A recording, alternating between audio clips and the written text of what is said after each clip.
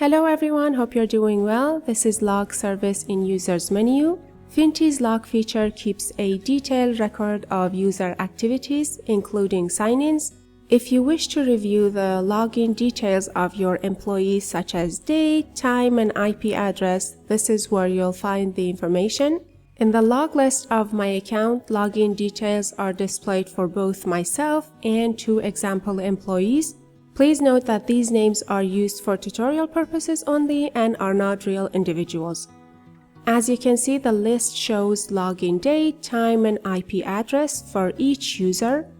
It's important to note that while you, as the account holder, have the authority to grant your employees access to the log service, only you can view the complete log or login records of all users. If you decide to provide your employees with access to the log service, they will exclusively see their own individual logs. To manage access, go to the Access service, click on an employee's name, go to the Access tab, and select the log service.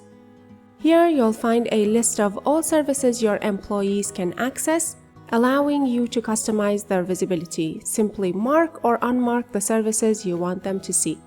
After marking log, save your changes. I granted access to 1 employee, and now I'll log into their account to show you how they can view the log service.